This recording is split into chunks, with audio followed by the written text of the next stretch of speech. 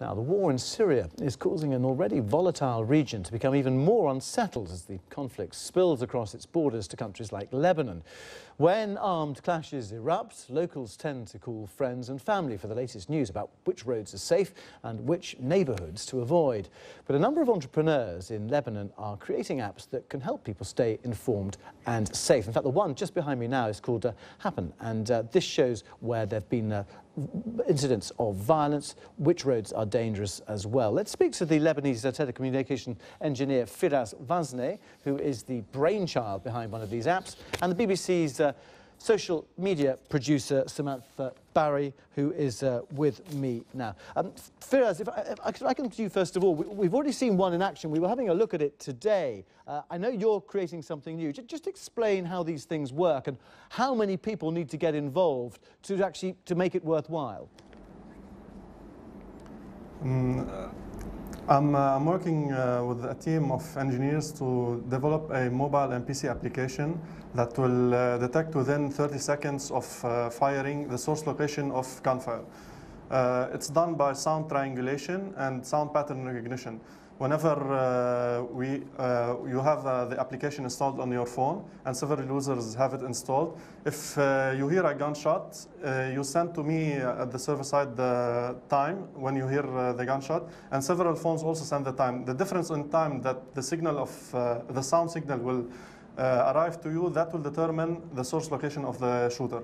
And hopefully with pattern recognition, we'll know the type of weapon used and with the number of bullets fired. And that technology already exists, doesn't it? But it's very expensive. I think it's used in the United States, for example, by some police forces there. Yes. Yeah, it's used in the United States under a company called ShotSpotter. The thing is, they're highly dependent on infrastructure and they're not very scalable because to compensate that lack in scalability, we use the already existing infrastructure from mobile phones, and that will make it deployable around the world without the need for maintenance, electricity, and other sensors, etc. It's interesting, isn't it, how social apps are being used across the border also by the Syrian army and the rebels as well. How much interest is being shown in your project, and what sort of cost would be involved to set this up?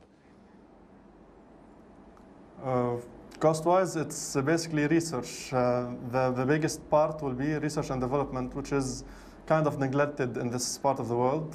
So there is interest, but not enough. All right, well, look, stay with us first. Samantha Barry, what do you make of this? Because as I was saying to Firas, I think Chicago police use it, don't they? So it is up and running, but very expensive. Up and running and very expensive. And people that are consumers may understand, you know, the app Shazam, which just uses audio to locate a song. This is taking it to a whole other level, where they use acoustics to look at the muzzle sound, to look at this bullet shot, and you need people playing into this app in order for it to work. And most of these apps in these conflict areas that work, they're crowdsourced apps. So they're dependent on a lot of people. There's a lot of crowdsourced mapping that goes on. In Egypt, there was crowdsourced mapping looking at the instances of violence against women in Tahrir Square. Same is happening in Syria. Women under siege are mapping that. A lot of them are dependent on everybody getting involved in the community. But as you said, even the Syrian army and the Syrian resistance and the rebels are using apps. They have their own app, which translated means only you, where they can access maps of Syria. They can track number of deaths in certain villages and towns. So new technology is changing the way that conflict is played out. Yeah, and when you think back, say, the wars in Bosnia, if this technology had been available then, so many lives could have been saved. And yeah, so many lives could have been saved. And also, it's not just those people in the region that are getting involved. Verification is what's happening with a lot of the apps, and you see the case where a gentleman here in the UK, Elliot Wiggins, has now become an expert on weaponry in Syria because he's gone through 400 YouTube channels and he's detailed what armoury and what weaponry is being used in different villages and different towns. Firaz, I mean, Samantha picks up on the problem here that, you are going to need tens, if not hundreds of thousands of people to get involved. Otherwise, that triangulation technology simply isn't going to be able to identify what's happened, is it? Yeah, we don't.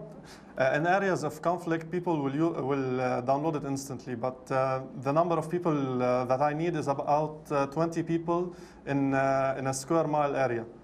Oh, right. So it's relatively small. So not that many. So just give us an idea, though, about what happens now. I mean, it's a very pragmatic Lebanese reaction when you think you were in civil war for so many years. I suppose it means that people can carry on living in Lebanon rather than leaving themselves.